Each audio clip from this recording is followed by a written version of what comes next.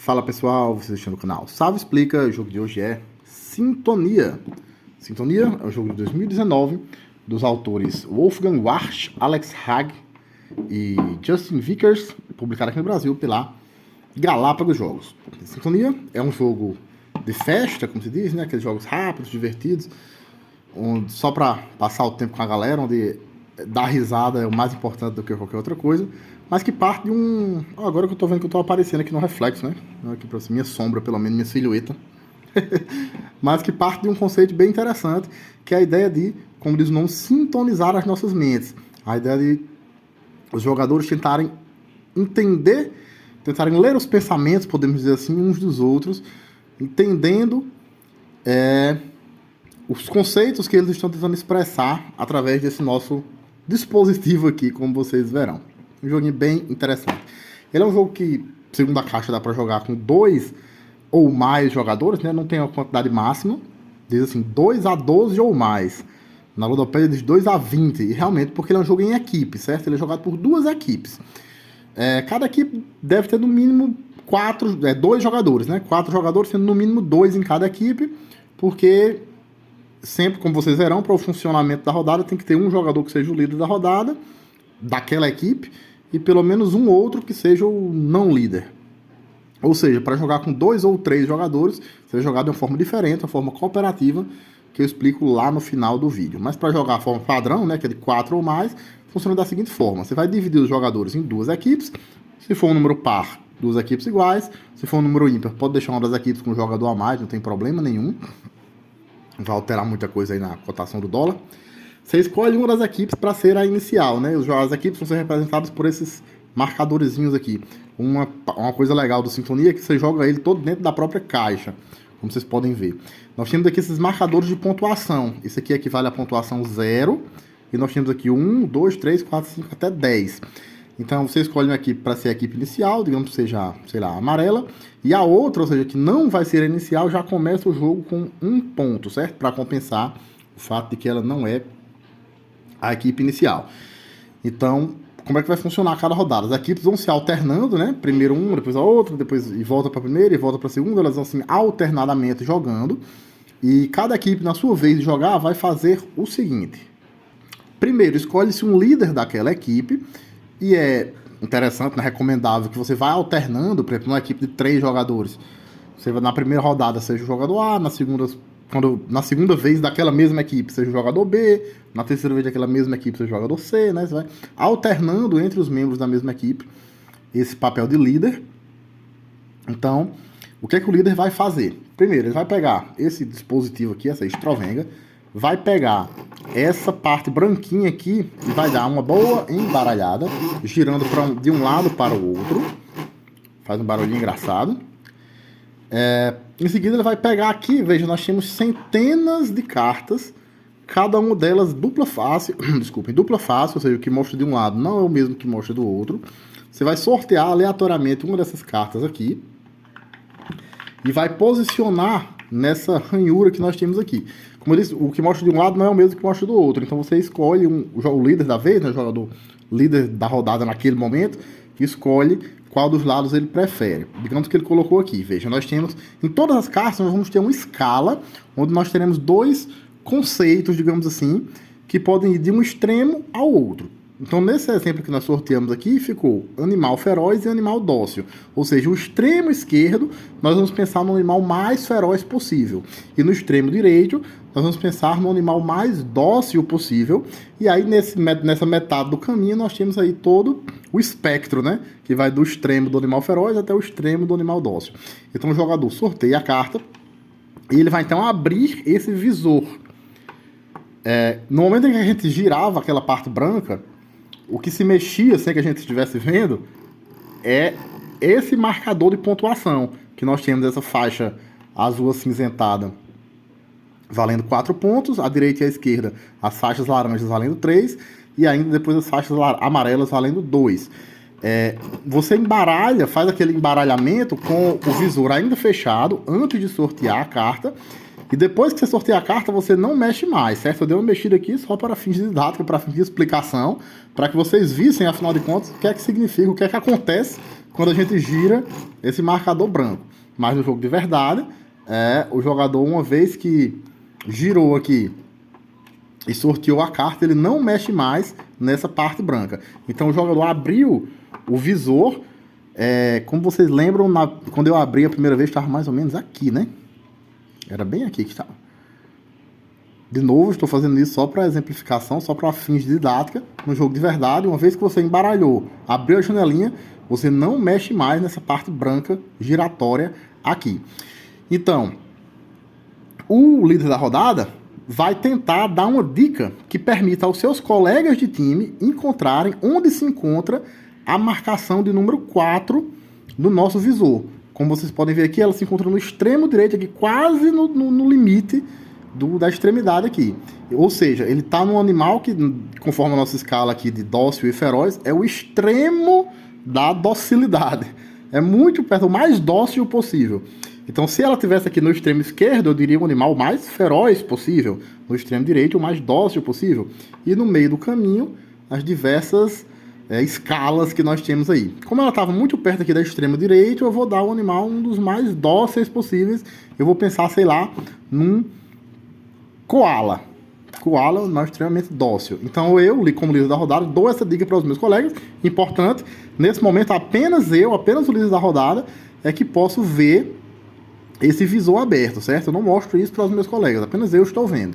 Então eu digo koala e fecho o visor e repasso para os meus colegas. Os meus colegas, então, né, os do meu próprio time, vão tentar então acertar esse ponteiro. Vão tentar colocar esse ponteiro no ponto exato onde eles acham que está aquela marcação na cor aqui azul acinzentada do número 4. Então, quando eu digo koala, eles dizem, não, é óbvio que o koala está no nível dos animais dóceis. O outro vai dizer, mas ele é tão dócil assim? Eu nunca vi um koala na vida real. Não, eu acho que ele não é tão dócil assim não, hein? E aí os outros jogadores, os colegas de time do líder da rodada, né, da equipe que está jogando naquela vez, e aí o líder da rodada fica completamente calado. Ele não pode mais se comunicar de forma nenhuma, não pode fazer caras e bocas, careta, dizer que sim, dizer que não, zero. A única comunicação que ele tem para dar é aquela dica inicial que ele dá aos jogadores. Então os jogadores vão os colegas de time dele, vão tentar posicionar esse ponteiro numa posição que eles acham que corresponde, lembrando que nesse momento o visor está fechado, numa posição que eles acham que corresponde à localização do número 4, que é a pontuação máxima, de acordo com a dica que o líder da rodada deu. Então, digamos que realmente o koala é um animal muito dócil. Depois de alguns minutos de discussão, e essa é a parte divertida do jogo, a discussão é livre, eles vão ali argumentar, contra-argumentar, eu puxo o ponteiro mais para cá, puxo o ponteiro mais para lá. Digamos que eles chegaram à conclusão de que um koala, nessa escala da docilidade, um koala estaria mais ou menos aqui. Desculpem. Aí, uma vez que eles tenham chegado a um consenso, tenham feito o posicionamento final do ponteiro, a outra equipe, a equipe adversária, vai ter ali alguns segundos de discussão interna, digamos assim, onde eles vão usar esse marcador aqui para dizer se eles acham que a equipe da vez errou para mais ou para menos. Ou seja, o que eles vão dizer na verdade eu acho que o marcador de número 4, né, o alvo, o marcador da pontuação máxima, aquela zona cinzenta, né, meio cinza, meio azul, que corresponde à pontuação 4, está mais à direita do que o ponteiro que a minha equipe adversária posicionou. Ou então, ao contrário, eu acho que está mais à esquerda. Para indicarem isso, eles colocam esse marcadorzinho aqui, mais à direita ou mais à esquerda. Digamos que eles acham que está mais à direita. Eu acho que a equipe adversária errou porque o alvo estava mais à direita do que o que eles acham que realmente está. Aí a gente abre o visor e vai conferir. Nesse caso, veja o que aconteceu. A equipe da vez vai marcar 2 pontos, porque é a pontuação que o ponteiro indica aqui. Então, 1, 2. E a equipe adversária vai marcar 1 ponto, porque de fato eles acertaram. Ou seja, de fato eles acertaram que o alvo, né, o número 4, o centro do alvo aqui, está mais à direita do que os seus adversários achavam que estavam. Então eles ganham 1 ponto. Ou seja, a equipe da vez vai ganhar uma quantidade de pontos conforme indicado aqui no mostrador. De 2 a 4, de acordo com a posição que o ponteiro cair. Aliás, de 0 a 4, né? Porque se o ponteiro tiver uma zona aqui, por exemplo, eles não ganham nada. Isso para a equipe da vez. Para a equipe adversária, para a equipe que não é a da vez, eles podem ganhar 1 ponto se o alvo central aqui, o marcador número 4, estiver mais à direita ou mais à esquerda do ponteiro, e conforme o chute que eles deram aqui, né? A pista que eles deram. Se eles acertarem, ou seja, estava mais à direita, nesse nosso exemplo concreto aqui, ganha 1 ponto. Se errarem, ou seja, se o time acertar, cravar a posição aqui do ponteiro, ou tivesse mais para a esquerda, eles não ganham nada. E aí, você passa a vez para a equipe adversária, descarta essa carta, sorteia-se uma nova, fecha o visor, começa tudo de novo. Essa descrição que eu dei de uma rodada. Fecha o visor, sorteia uma nova carta, dá aquela embaralhada, né? Com o visor fechado, escolhe-se um líder da equipe para a outra equipe, começa tudo de novo, seguindo essa mesma dinâmica. O que mais que precisa explicar? Primeiro, as regras para as dicas. O que é que eu posso e o que é que eu não posso dizer nas dicas? Conforme é um jogo de festa, né? Então é bem livre, assim, não tem muita regra, não se preocupem tanto com isso. É o tipo de jogo onde o que mais importa é se divertir. Mas a regra estabelece o manual estabelece algumas regras até para que se torne mais divertido ainda. O que ele diz é, você deve expor a sua dica com uma única ideia, um único pensamento. Ou seja, não precisa ser uma palavra só, pode ser uma frase. Mas assim, uma frase curta que você categorize um único pensamento. Então, sei lá, por exemplo, deixa eu pegar um exemplo aqui. Nós temos aqui, ó, lugar para passar as férias e lugar para morar. Então, sei lá, lugar para passar as férias, eu vou dizer Fernando de Noronha. Ou, sei lá, Paris. Enfim, uma cidade boa de passar as férias. Mas não é interessante que eu diga, elabore demais, que eu faça, conjugue 2 ou mais ideias numa mesma frase. Por exemplo, lugar para morar. São Paulo, desde que você seja um milionário. Realmente, tem cidades, acho que a maioria delas, né? Onde se você for um milionário, lá é bem legal de morar, e onde se você for um pobre, lá é bem ruim de morar. Mas enfim, aí você está criando uma ideia complexa demais. A regra recomenda que não se faça dessa forma, sabe? Se dê uma ideia simples, uma ideia única. Outra coisa que a regra proíbe é que você utilize na dica que você vai dar as palavras que estão contidas na própria carta. A própria palavra. Ou, por exemplo, lugar para passar as férias. Eu disser acampamento de férias. Não pode. A própria palavra que está contida na carta, ou sinônimos, ou palavras que tenham o mesmo radical. A regra proíbe que se diga. Também proíbe que se diga qualquer dica com números ou porcentagens. Eu disse, sei lá, um lugar 75% mais frio seria uma forma de subliminar de eu indicar por meio de uma numeração onde os meus colegas devem posicionar o ponteiro. Não é permitido. Também não é permitido você inventar um conceito que não existe, digamos assim, só para dar aquela dica. Você até pode dar uma dica que seja um lugar fictício, né? Uma coisa fictícia, um animal fictício, enfim, um sei lá o que fictício, mas um fictício que já existe no mundo real, né? Digamos assim, né? Se é que essa frase fez sentido. Mas você não pode inventar um conceito totalmente novo. Por exemplo, um lugar para passar as férias. Eu vou dizer, sei lá, Valfenda. É um lugar fictício, mas um lugar fictício que já existe, né? Agora eu não posso inventar do nada. Um lugar para passar as férias. A casa de férias ideal, perfeita, que eu acabei de pensar aqui na minha imaginação. Não seria permitido. Falta explicar só mais 2 coisinhas. Uma com relação ao posicionamento aqui do ponteiro. Se na hora que o líder da rodada abrir o ponteiro, abrir aqui o mostrador, ele vir que o número 4, né, o alvo central aqui que corresponde ao número 4, não está visível, nem de um lado nem do outro, não está inteiramente visível. Às vezes pode ser que tenha visto só uma pontinha assim, também não pode. Se o número, a zona azul cinzenta, que corresponde ao número 4, não estiver inteiramente visível, então esse posicionamento não é válido. Você mostra para os demais jogadores que não está visível, fecha e embaralha de novo. Outro ponto é que se o mostrador estiver em uma das extremidades, acaba que na outra extremidade aparece uma pontinha aqui de outro número. Mas você deve desconsiderar, certo? Isso é só porque, enfim, é uma imposição da geometria do objeto. Mas não teria como não aparecer. Mas você desconsidera esse pedacinho do mostrador que aparece na extremidade de cá, quando o número 4 está muito perto da extremidade de lá, ou vice-versa. Então o número 4 tem que estar aparecendo inteiro. Se não tiver, você fecha e embaralha de novo. E se aparecer um outro número aqui na extremidade oposta, você não leva em consideração. Por último, temos aquilo que a regra chama de fôlego extra. Como é que funciona o fôlego extra? É uma forma de deixar o jogo emocionante até o fim, assim, evitar que uma equipe dispare na frente e o jogo fique sem graça. Porque eu acho que eu não tinha explicado ainda, ou se não tinha explicado, se já tinha explicado, fica como recapitulação. Vence a primeira equipe que chegar aos 10 pontos. Chegou 10 pontos aqui, ganha a partida imediatamente. No entanto, como é que funciona essa história do fôlego extra?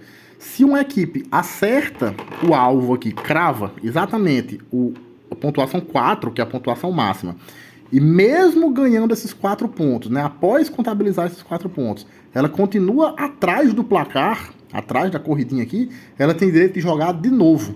Ela faz uma segunda rodada consecutiva, quando ela acerta o alvo, conquista a pontuação máxima, isso é, os 4 pontos, e mesmo assim permanece atrás do placar. Certo? Esse é um benefício extra para quem atinge a pontuação máxima de 4 pontos, para dar emoção até o final, digamos assim. Se acontecer um empate, pode acontecer um empate? Pode. Porque vocês lembram que a equipe que não está jogando, né, a equipe que não é a equipe da vez, ela pode ganhar 1 ponto caso acerte aqui essa margem de erro aqui para a direita ou para a esquerda, como eu expliquei lá no começo do vídeo. Então pode ser que a equipe da vez ganhe, sei lá, 3 ou 4 pontos, mas a equipe adversária ganhe 1, porque acertou aqui, e aí chegou no empate. Os dois chegaram a pontuação de 10 ao mesmo tempo. O que acontece nesse caso, então?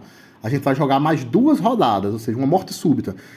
A equipe A joga mais uma rodada e anota quantos pontos fez. A equipe B joga mais uma rodada e anota quantos pontos fez. Então, quem tiver feito mais pontos nessa última rodada, nessa morte súbita, é quem ganha, né? Quem tiver feito mais pontos considerando apenas essa última rodada. Se persistir o empate, você joga uma nova rodada de morte súbita e assim por diante. Falta só explicar o quê? O modo cooperativo. Se você estiver jogando em 3 ou menos jogadores, na verdade também dá para jogar o modo cooperativo com mais, né? Se você quiser. Mas com 3 ou 2, aí ele é obrigatório, porque não tem como fazer as equipes, né? Então, obrigatoriamente, se você estiver jogando com 2 ou 3 jogadores, facultativamente, se você estiver jogando com 4 ou mais, existe o modo cooperativo. Como é que ele funciona? Você, no começo da partida, você vai sortear 7 cartas dessa, 1, 2, 3, 4, 5, 6, 7, vai deixá-las aqui por perto, né, visíveis aqui, perto da caixa, enfim, forma como vocês acharem melhor. E vocês vão jogar, a princípio, 7 rodadas. Não existe a posicionamento da fichinha, né, para indicar se você errou para a esquerda ou para a direita, porque não existem 2 times, é um time só. Então você também não existe a contagem dos pontos aqui. Você basicamente vai jogar 7 rodadas a princípio. Por que a princípio? Em cada uma dessas rodadas você vai usar uma das cartas. Quando acabarem as cartas, acabou o jogo. Mas, nesse modo cooperativo, quando você acerta o alvo aqui, a faixa central de 4 pontos, aí existe uma diferençazinha. No modo cooperativo, a faixa central não vale 4 pontos, ela vale apenas 3. Em compensação, ela lhe dá o direito de puxar uma nova carta, que vai fazer com que o jogo dure mais uma rodada. Então, se você errar, se você não acertar o alvo no ponto central aqui, corresponderia a 4 pontos. Nenhuma vez a partida duraria 7 rodadas. Mas para cada vez que você acerta o alvo aqui na faixa central, é uma rodada a mais que a partida vai durar, né? Ou seja, você vai descartando as cartas à medida que usa e você vai puxando novas cartas a cada vez que você acerta o alvo aqui na faixa central. O que pode fazer com que a partida dure uma quantidade bem maior de rodadas.